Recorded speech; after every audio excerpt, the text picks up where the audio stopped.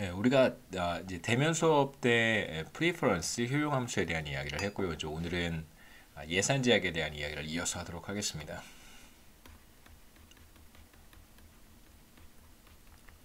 여러분 뭐 미시경제학 수강하셔서 대체로 다 잘 알고 계실 거라고 생각하는데요. 이제 우리가 생각해 보려고 하는 이제 두 가지 제약은 첫 번째는 소비할 수 있는 소비의 여력은 반드시 소득보다 작거나 같아야 됩니다. 그러니까 소비가 소득을 초과할 수 없겠죠. 우리가 지금 생각해 보려고 하는 첫 번째 제약이 바로 이거고요. 두 번째는 내가 사용할 수 있는 시간은 주어져 있습니다. 그래서 여가 시간 더하기 노동 시간. 뭐 제가 엊그제 강의 시간에도 잠깐 말씀드리긴 했지만 뭐 노동 시간을 세분화하기도 해요. 여가 시간을 세분화하기도 하고 최근에 이제 이게 뭐 여러분 이 거시경제학에서 이쪽 그 노동과 여가에 대한 연구를 하는 사람들이 기존의 이제 이론이라든가 기존의 모형 같은 것들을 설명하지 못하는 현상들이 여전히 많이 남아 있기 때문에 다양한 방식으로 이제 모형을 변형하거나 혹은 이제 전에 생각하지 않았던, 물론 생각하지 않았던 건 아니죠. 전에는 그렇게 중요하게 생각하지 못했던 것들을 이제 반영하기 시작했는데, 강의 시간에 잠깐 말씀드렸던 것처럼 이제 노동 시간이라고 하는 것을 홈워크와 마켓 워크로 쪼갤 수도 있고, 마켓 그다음에 홈워크로 쪼갤 수도 있고요. 혹은 뭐 난마켓이라고 표현하기도 합니다. 그 다음에 이제 여가 같은 경우도 최근에는 여가 시간을 두 종류로 구분을 해요. 이제 하나는 그냥 단순하게 커다란 비용이 들지 않는 형태의 여가 같은 것들이 있을 수 있고, 뭐 집에서 그냥 TV를 본다든가 혹은 뭐 간단하게 운동을 한다든가 뭐 산책을 한다든가 그 다음에 책을 읽는다든가 이런 이제 액티비티를 생각해 볼 수 있는 반면에, 어떤 여가도 있냐면 럭셔리한 여가도 있을 수 있겠죠. 상당히 많은 비용을 들여서 이제 해외 여행을 간다든가, 뭐 그냥 단순한 여행이 아니라 굉장히 많은 비용이 수반되는 그런 해외 여행을 간다든가 뭐 등등등 이런 형태의 여가도 있습니다. 그 다음에 뭐 굉장히 좋은 플레이스테이션이나 엑스박스 같은 게임 콘솔을 구입을 해서 게임을 한다든가, 그다음에 게임을 하는 사람들 중에 상당히 많은 비용을 들여서 아이템을 구입하는 사람들도 있는데, 이제 그러한 형태의 여가도 있을 수 있겠죠. 그래서 여가 시간이라고 하는 걸 이렇게 상당히 많은 소비를 수반하는 형태의 여가를 최근에 많이 이제 사람들이, 거시경제학자들이, 뭐 노동경제학과 거시경제학을 하는 사람들이 이제 보고 있습니다. 근데 이러한 여가 시간의 구분이 되게 재미있는 것 같아요. 기존에 설명하지 못했던 뭐 다양한 요소들을 설명하는 것 같습니다. 사실 제가 이제 거시경제학을 하면서 노동시장을 보는 사람이기 때문에 그 조금 여러분들에게 죄송하기는 해요. 왜냐하면 거시경제학자로서 노동시장을 보는 관점이 조금 다르거든요. 근데 실제로 노동경제학을 하는 사람들은 뭐 대체로 저보다 훨씬 더, 뭐 거시경제학을 하는 사람들도 저보다 훨씬 더 훌륭하지만, 노동경제학을 하는 사람들은 또 어떤 면에서 탁월하냐면 굉장히 다양한 주제, 그 다음에 다양한 어떤 그 영역, 뭐 교육 영역이라든가 뭐 노동 시장뿐만이 아니라 교육의 문제, 그 다음에 뭐 결혼 이런 문제도 이제 관심을 갖고 보고요. 그 다음에 자녀 양육하는 거, 육아의 문제, 뭐 이런 것들도 동시에 다 보기 때문에 굉장히 많은 논문들, 그 다음에 많은 연구 결과들을 잘 알고 있습니다. 그래서 이제 그런 걸 잘 아는 이제 노동경제학자가 노동경제학을 강의를 한다면 여러분들에게 더 재미있는 어떤 사례들, 연구 결과들을 소개할 수 있을 텐데라고 하는 그런 좀 아쉬움이 있습니다. 여가 시간과 노동 시간을 구분할 수 있는데, 우리는 이제 여가 시간과 노동 시간만 구분할 거고요. 여가 시간에 쓸 수 있는 시간과 노동 시간에 쓸 수 있는 시간을 다 합치었을 때 반드시 내가 사용할 수 있는 뭐 하루에 24시간 혹은 뭐 일주일에 24 곱하기 7시간이겠죠. 24/7이라고 하는 어떤 시간의 제약으로부터 벗어날 수 없습니다. 그래서 여기에서는 제가 총 가용 시간을 T라고 표시할 텐데요. 예를 들면 이제 하루 기준으로 생각해 보면 T가 24가 될 것이고, 일주일 기준으로 생각해 본다면 168시간이 될 것이고 뭐 그런 의미라고 생각해 보시면 됩니다. 총 가용 시간. 그래서 내가 여가와 노동에 쓸 수 있는 시간은 총 가용 시간을 초과할 수 없다.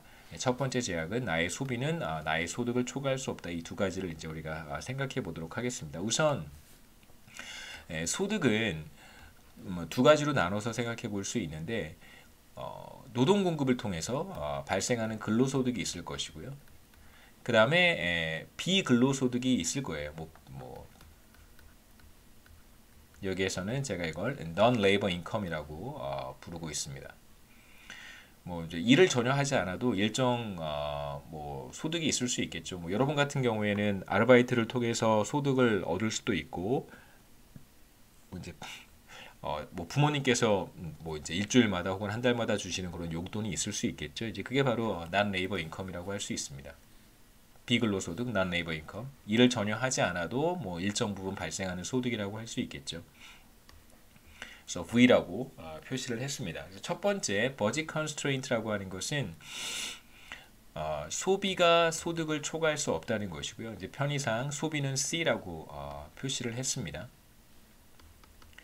그 다음에 이제 소득은 두 가지로 구분을 할 텐데, 첫 번째 근로소득은 내가 일하는 시간 곱하기 시간당 임금이 되겠죠. 근로소득은 시간당 임금 곱하기 근로시간이 될 거예요. 물론 이제 여기에서 한 가지 뭐 중요한 문제는 아닙니다만, 여기에서 한 가지 이제 생각해 보실 수 있는 것은, 어떤 사람들은 뭐 저 같은 사람이겠죠, 그렇죠? 어떤 사람들은 이제 샐러리의 형태로 받는 사람들이 있어요.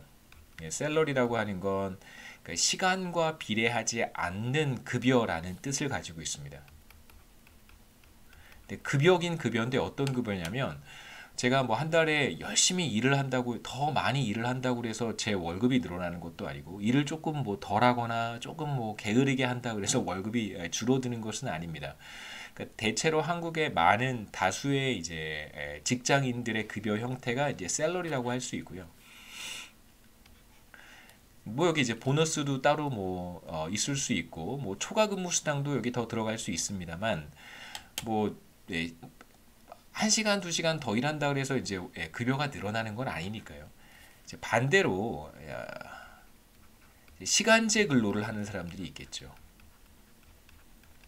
시간제 근로를 하는 사람들이 받는 급여가 바로 wage입니다. 그래서 wages and salary라고 했을 때는 그 의미가 달라요. 그래서 wage를 받는 사람들은 어떤 사람들이냐면 시간제로 일을 하는 사람이고, 이제 하루에 10시간을 일을 했다면 10시간에 해당하는 이제 시간당 임금을 곱해서, 시간당 임금은 뭐 계약에 의해서 결정하겠죠. 뭐 최저임금을 받는다고 한다면, 뭐 예컨대 10,000원 정도라고 한다면 10시간을 일했습니다. 그럼 하루에 10만 원을 받는 경우라고 할 수 있습니다. 만약에 11시간을 일한다면 뭐예요? 시간당 임금을 10,000원 더 받는 거고, 시간당 임금이 10,000원이라고 한다면 10,000원 더 받는 거고요. 만약에 9시간을 일했다면 10,000원 적게 받는 것이고, 그래서 뭐 그냥 상식으로 알아두시면 좋을 것 같습니다. 그래서 wages and salary라고 했을 때, 이제 wage는 시간제 근로 형태를 갖는, 일자리를 갖는 사람들이 받는 시간당 임금을 뜻하는 것이고, 혹은 그 사람들의 급여를 뜻하는 것이고, salary라고 했을 때는 이제 그렇지 않은 시간제 근로 형태가 아닌 사람들의 급여를 가리키는 단어입니다. 근데 우리는 여기에서 salary는 생각하지 않고요, wage의 형태, 그러니까 지금 우리가 보는 노동 공급, 단순한 노동 공급 모형에서의 어떤 일자리 형태는 시간제 근로라고 생각하시면 되겠습니다. 그래서 근로소득은 이 사람이 투입한 노동 시간 곱하기 시간당 임금이라고 할 수 있고, 편의상 시간당 임금은 제가 W로 쓸 거고요.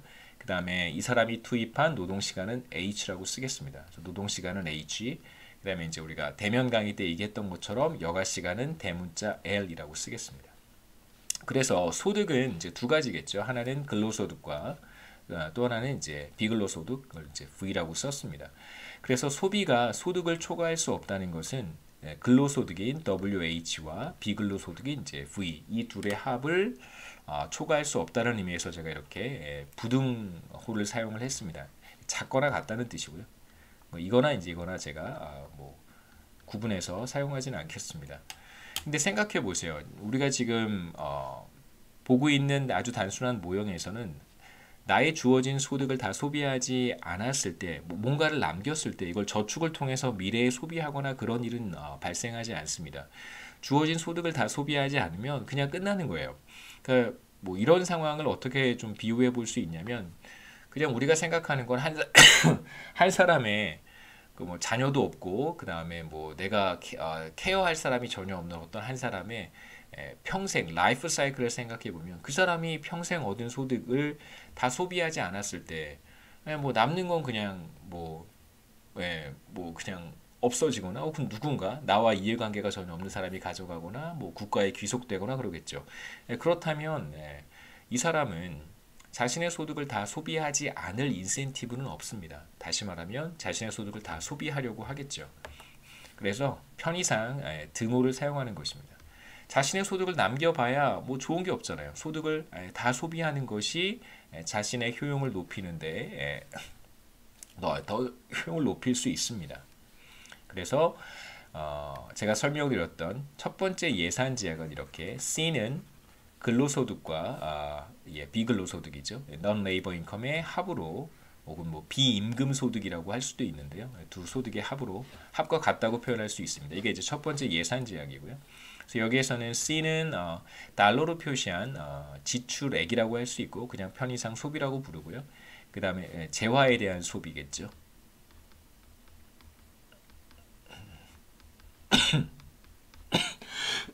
그 다음에 W는 시간당 임금, 여기 표시를 했습니다.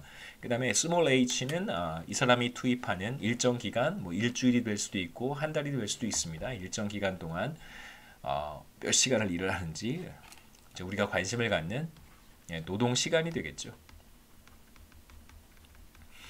그 다음에 V는 non-labor income입니다. 그 다음에 이제 두 번째 제약은 제가 뭐라고 얘기했냐면, 총 가용 시간을 넘을 수 없습니다. 여가 시간과 노동 시간의 합이 총 가용 시간을 넘을 수 없습니다. 자, 그러면 여가 시간을 제가 L이라고 썼고, 노동 시간을 H라고 썼고, 뭐 당연히 T보다 작거나 같아야 되겠죠. 이것도 마찬가지로 주어진 시간을 다 사용하지 않는다? 근데 지금 카테고리는 두 개밖에 없잖아요. 여가와 노동밖에 없습니다.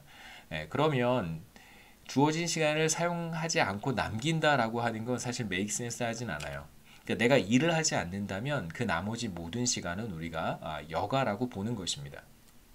그래서 당연히 이것도 등호로 성립한다고 얘기할 수 있겠죠. 그래서 두 번째 제약은 바로 time constraint라고 할 수 있는데, 주어진 시간을 노동 혹은 여가에 투입할 수 있고요. 뭐 지금 이제 우리가 생각하는 어떤 한 기간이라고 하는 것이 일주일이기 때문에, 일주일 동안 주어진 시간 168시간인가요? 168시간 중에 일부는 노동을 하고 일부는 여가에 투입한다라고 얘기할 수 있습니다. 그럼 이제 노동 시간은 뭐가 되냐면, 총 가용 시간에서 여가 시간을 차감한 것이 되겠죠. 마지막 식은 총 가용 시간 마이너스 여가 시간이 되겠죠. 슬라이드를 제가 한번 싹 지우고, 두 constraint를 다음 슬라이드에서 이 두 개의 제약식을 이제 결합하는 부분이 나오긴 하는데, 그 전에 간단하게 어떻게 이제 결합을 할 수 있는지를 제가 설명을 좀 하겠습니다. 잘 보시면 두 개의 제약식에 이제 공통되는 변수가 있어요. 그게 바로 H입니다. 첫 번째 제약식에 H 노동 시간이 있고, 그 다음에 이제 두 번째 제약식을 제가 이렇게 썼어요. 노동 시간은 총 가용 시간 마이너스 여가 시간이라고 했습니다. 그래서 이제 이 H를 여기에 대입하는 것이죠. 그러면 소비는 W 곱하기 T-L의 V라고 쓸 수 있습니다. 제가 지금 이렇게 쓴 거는 두 개의 제약식을 결합해서 하나의 제약식으로 표현한 것이죠. 그래서 이건 바로 두 개의 제약식을 하나의 제약식으로 표현한 것입니다.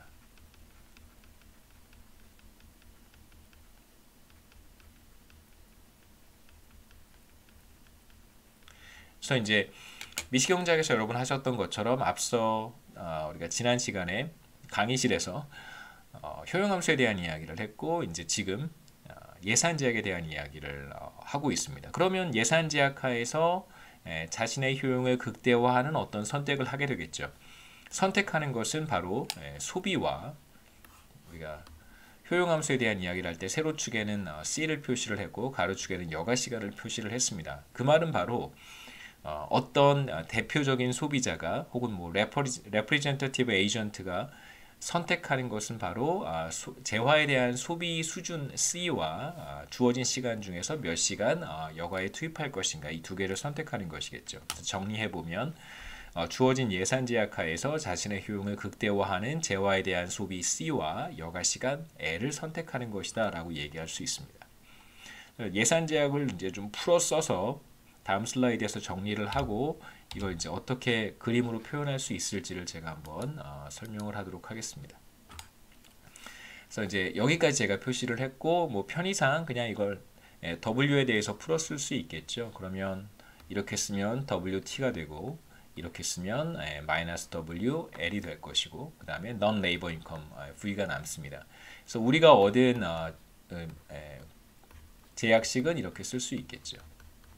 그래서 뭐 잘 보시면 제가 여기 굳이 뭐 괄호를 한 이유는 말씀드렸듯이 그 대표적인 소비자가 선택하는 두 개의 변수는 이제 C와 L이에요. 그래서 C와 L이 들어가 있지 않은 거를 이제 이쪽에 이렇게 묶어서 표현을 한 것입니다. 다시 한번 그림을 생각해 보시면 세로축에 제가 소비를 썼고 가로축에 여가 시간을 썼습니다. 이거 뭐 바꿔 써도 상관은 없는데 그냥 뭐 우리 교과서에서도 세로축에 C를 세로축에 C를 표시를 하고 가로축에 L을 표시를 했으니까 저도 이제 똑같이 따라 하는 것이고요. 그 다음에 뭐 두 번째 이유는 우리가 지금 보고 있는 건 노동 공급에 대한 의사결정을 보고 있는 거니까 보통 이제 가로축에 X축에 뭐 주된 관심이 되는 관심을 갖는 그런 변수를 표시하는 게 조금 더 보기가 좋겠죠. 그래서 이제 가로축에 여가 시간을 표시를 한 것입니다. 예산 제약을 잘 들여다보시면 자, 이 식을 잘 보시면 C는 뭐 C 대신에 뭐 Y라고 생각해 보시고요. L 대신에 이제 X라고 생각해 보죠. 그 다음에 이거 그냥 묶어서 하나라고 생각해 보세요. 그럼 이제 Y는 마이너스 W의 X 플러스 뭐 something이 되겠죠. 그렇죠? something 이렇게. 그러면 이건 기울기가 음수인 1차식이 되는 거예요. 기울기가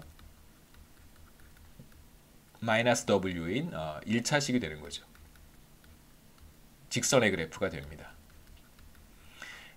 그래서 세로축의 변수가 C니까 Y라고 제가 말한 거고요. 가로축의 변수가 L이니까 이걸 제가 그냥 X라고 쓴 것입니다. 그 다음에 절편이 뭐가 되냐면 바로 이 something인데 이 something은 WT 플러스 V가 되겠죠. 이게 바로 절편이 되는 거예요. 그래서 기울기는 마이너스 W 바로 시간당 임금이 예산 제약의 기울기가 되고 그 다음에 non-labor income가 이제 뭐가 포함이 되어 있죠. 바로 그게 절편이 됩니다. 그래서 정리를 해보시면 마이너스 W가 예산 제약의 기울기가 되고 그 다음에 WT 플러스 V가 절편이 되는 것이죠. 이 예산 제약을 다르게도 한번 써볼 수 있는데 자, 지금 우리가 보고 있었던 바로 이 예산 제약입니다. 이 예산 제약을 제가 다르게 한번 써보려고 해요. 마이너스 W의 L 플러스 WT V인데 이제 이 텀을 왼쪽으로 한번 넘겨 보겠습니다. 그러면 이제 뭐와 같아지냐면 C 플러스 W의 L 그 다음에 뭐 나머지 이렇게 되겠죠. 이걸 잘 들여다보시면 이제 뭐와 한번 비교해 볼 수 있냐면 미시경제학에서 두 가지 재화의 어떤 소비 수준을 선택하는 문제 효용함수가 이렇게 주어져 있고 예를 들어서 x1, x2 그러니까 첫 번째 재화에 대한 소비 선택하고 두 번째 재화에 대한 소비를 선택하는 것입니다. 그 다음에 첫 번째 재화의 가격은 P1, 두 번째 재화의 가격은 P2예요. 그러면 미시경제학에서 이런 문제를 한번 보셨을 수도 있습니다. 예산 제약은 P1X1 더하기 P2X2고요. 그 다음에 여기 이제 소득이 들어있겠죠. 이 예산 제약이 의미하는 것은 뭐냐면 P1 times X1은 첫 번째 재화의 뭐 첫 번째 재화에 대한 지출 규모라고 할 수 있고, 그 다음에 P2 times X2는 두 번째 재화의 지출액이라고 할 수 있습니다. 그래서 이 제약은 첫 번째 재화에 대한 지출액과 두 번째 재화에 대한 지출액이 소득과 반드시 같아야 된다. 혹은 뭐 소득을 초과할 수 없다. 이렇게 얘기할 수 있습니다. 자, 그러면 X1에 해당하는 재화의 가격이 P1이고 X2라고 하는 재화의 가격이 이제 P2라고 얘기할 수 있겠죠. 이런 예산 제약을 본 적이 있다면 그걸 그대로 여기에 대입해 보는 거예요. 그러면 C가 X1이고요. 첫 번째 재화 혹은 뭐 우리는 C를 그냥 일반적인 재화에 대한 소비라고 부르고 있으니까 여기에 이제 1이 있는 것이고, 그 다음에 L이 X2라고 한다면 L 앞에 있는 이 W가 바로 L의 가격이라고 할 수 있습니다. 이게 바로 L의 가격인 거예요. 그러니까 재화에 대한 소비의 가격은 이제 1이고요. 달러로 우리가 표시를 했으니까. 그래서 달러로 표시했기 때문에 여기 이제 1이 나타나는 것이고, 조금 재미있는 것은 여가 앞에 있는 가격이 W라고 하는 거예요. 그러니까 무슨 뜻이냐면 내가 여가를 한 단위 더 소비하기 위해서는, 한 시간 더 여가를 즐기기 위해서는 얼마를 지불해야 되냐면 시간당 임금을 지불해야 된다는 거예요. 죄송합니다. 여가를 한 시간 더 내가 소비하기 위해서는 그 가격이 뭐냐면 시간당 임금을 지불해야 된다는 거예요. 이건 굉장히 의미가 있는 식입니다. 어떤 의미에서 그러냐면 내가 한 시간 더 여가를 즐기기 위해서는 반드시 한 시간 일을 적게 해야 되는 거잖아요. 그래서 여가의 가격이라고 하는 게 바로 시간당 임금과 같습니다. 한 시간 더 여가를 즐기는 건 한 시간 덜 일하는 것과 같기 때문에 반드시 W만큼을 희생해야 되는 것이죠. 그래서 L의 가격이 W가 되는 거예요. 그렇게 이제 이해할 수 있겠죠. 예산 제약을 이제 그림으로 한번 그려보겠습니다. 다시 한번 써보면 예산 제약은 C는 W, L 플러스 W의 T 더하기 V라고 썼고요. 그래서 마이너스 W가 기울기, 그 다음에 마지막에 있는 WT 플러스 V가 절편이 되겠죠. 인터셉트. 그러면 이건 세로축의 변수고 L은 가로축의 변수니까요. 절편을 잘 이렇게 찍고 WT 플러스 V니까요. 그 다음에 기울기는 마이너스입니다. 당연히 직선의 그래프예요. 그래서 이렇게 쭉 내려 그으면 우리는 제약 예산 선을 그림으로 표현할 수 있습니다. 이렇게 그리면 이제 예산선이죠. 그래서 버짓 라인을 우리가 그릴 수 있습니다. 근데 이제 하나 좀 생각해 볼 만한 문제는 뭐냐면 다음 그림에 나오긴 하지만 자, 이게 바로 대표적인 소비자가 선택하는 여가 시간인데요. 자, 만약에 이 점을 선택한다면 요 점을 선택한다면 소비는 잠깐 생각하지 않겠습니다. 여가 시간만 보겠습니다. 만약에 이 점을 선택한다면 여가 시간 제로가 되는 것이고, 주어진 모든 시간을 일을 한다라고 얘기할 수 있을 것이고요. 그래서 계속해서 이렇게 여가 시간을 늘려갈 수 있습니다. 그런데 문제는 뭐냐면 여가 시간을 무한히 늘릴 수는 없어요. 주어진 시간은 T이기 때문에 그렇습니다. 총 가용 시간이 T로 주어져 있어요. 그런데 만약에 T가 여기쯤 있다면 그러면 좀 이상하잖아요. 그러면 좀 이상합니다. 여가를 다 쓰고도 시간이 남아요. 뭐 약간 좀 그런 의미가 되기 때문에 물론 이제 예산선을 이렇게 내려서 또 그려볼 수는 있겠죠. 여하튼 이렇게 그려볼 수 있습니다. 근데 좀 이상해요. 이거 좀 이상하다고 생각할 수 있어요. 그래서 이제 우리는 어떤 가정을 하냐면 t가 여기쯤 있다 라고 가정을 하겠습니다. 그래서 대표적 소비자는 여가 시간을 t까지만 쓸 수 있고 이 t를 넘어갈 수가 없는 거예요. 여기는 도달 불가능한 점입니다.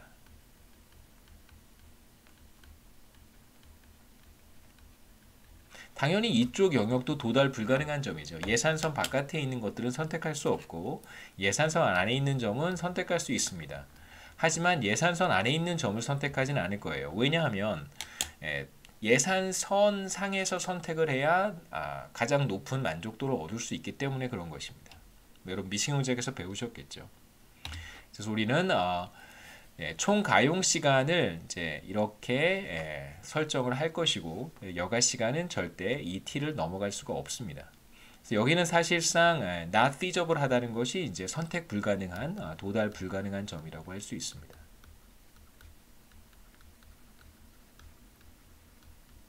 그래서 제가 편의상 이렇게 직선으로 표시를 했고요. 그러니까 여기 전체는 선택할 수 없는 영역인 거예요. 여가 시간이 t를 넘길 수 없기 때문에 이게 make sense 하겠죠. 자, 그 다음에 이제 한번 생각해 보겠습니다. 만일 제가 여가 시간을 주어진 시간을 다 여가에 쓴다면 그러면 이제 제가 선택하는 여가 시간이 바로 여기가 되겠죠. 여기를 선택한다면 주어진 모든 시간을 여가에 투입하는 것입니다.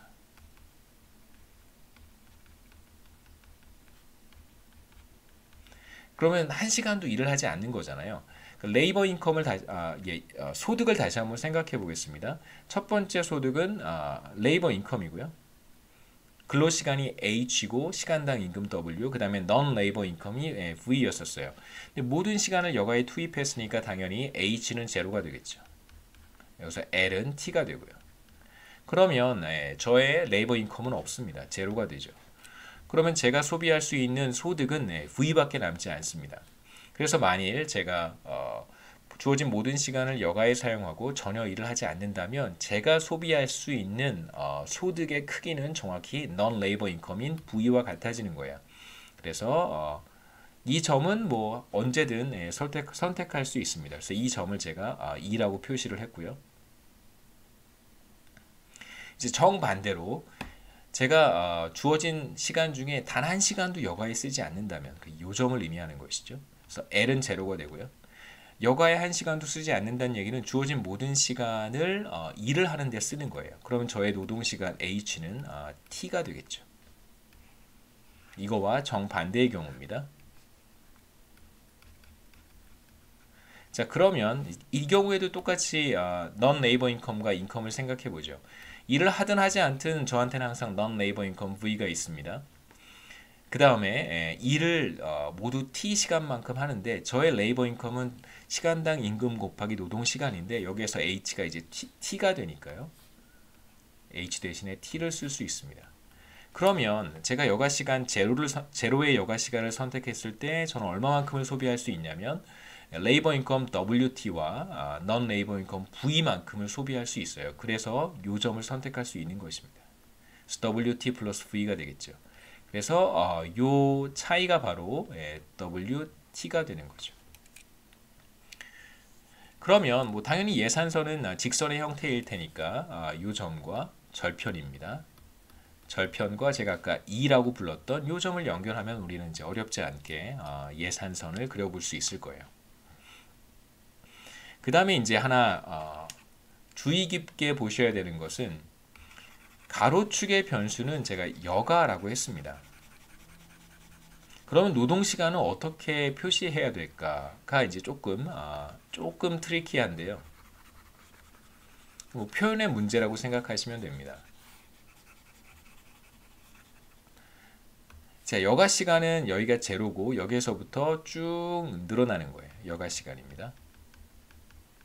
그럼 노동 시간은 어떻게 표시할까? 제가 만약에 요 점을 선택했다면 그러면 노동 시간은 제로인 거예요. 반대로 제가 요 점을 선택했다면 노동 시간은 T가 되는 것입니다. 주어진 모든 시간 일을 하는 거예요. 그래서 노동 시간은 이렇게 거꾸로 읽으시면 돼요. 여기에서부터 노동 시간이 이렇게 늘어나는 것입니다. 이게 바로 노동 시간이에요. 그래서 만약에 이 점을 선택했다라고 한다면 다른 색으로 하겠습니다. 자, 만약에 이 점을 제가 선택했다고 한다면 그러면 이만큼이 여가 시간이 되는 것이고 주어진 시간을 이제 배분하는 것이죠. 그 다음에 요만큼이 노동 시간이라고 읽으시면 됩니다. 자, 그러면 나의 non-labor income은 일을 하지 않든 하든 이제 V만큼이기 때문에 이제 요 점에서 출발한다고 생각해도 괜찮아요. 요 점에서 출발해서 이만큼 제가 일을 했습니다. 그렇다면 얼마만큼의 레이버 인컴을 얻게 되냐면 이 높이만큼의 레이버 인컴을 얻게 되겠죠. 그래서 이 다른 색으로 하죠. 조금 진한 색으로. 요만큼이 제가 노동시장에 투입한 노동시간 H가 되고요. 그 다음에 이제 기울기가 W니까 요 높이가 바로 H 곱하기 기울기가 돼서 W의 H가 됩니다. 그러면 이제 제가 얼마만큼을 소비할 수 있냐면 요만큼의 레이버 인컴과 요만큼의 넌 레이버 인컴을 소비할 수 있겠죠. 그래서 저는 이만큼을 모두 소비할 수 있습니다. 이렇게 그림을 읽어볼 수 있겠죠. 요 직선상의 어느 점을 선택해도 어느 점이라도 다 선택할 수 있습니다. 이제 효용함수 혹은 이제 무차별 곡선 우리가 표시를 했는데 효용함수 혹은 무차별 곡선을 이용을 해서 나에게 가장 높은 효용을 주는 소비점 그 다음에 노동시간을 선택할 수 있겠죠. 그러니까 C와 H 혹은 뭐 C와 L의 조합을 선택할 수 있을 것입니다. 이걸 이렇게 쓰면 이제 여가시간이 되는 거고요. 이렇게 쓰면 노동시간이 됩니다. 다시 한번 말씀드리면 여기 주어진 시간에서 내가 만약에 노동시간을 선택하면 여가시간은 자연스럽게 따라오는 거고요. 반대로 내가 여가시간을 선택한다면 노동시간은 자연스럽게 따라오는 것입니다. 제가 아까 그림에서 요점을 선택한다는 말이 만약에 내가 여가시간을 이만큼 선택했다면 당연히 노동시간은 이렇게 자연스럽게 따라오는 것이고요. 반대로 내가 H를 선택했다면 T는 주어져 있는 것이기 때문에 자연스럽게 그 나머지가 여가시간이 되겠죠. 그래서 L을 선택하면 당연히 그냥 H가 따라오는 거고요. H를 선택하면 당연히 여가시간이 따라오는 것입니다. 그래서 뭐 이렇게 선택한다라고 말해도 괜찮고 이렇게 선택한다라고 말해도 괜찮습니다. 이제 우리는 consumption leisure choice에 대한 얘기를 하고 있으니까 사실 이제 요 얘기를 하고 있는 것이죠.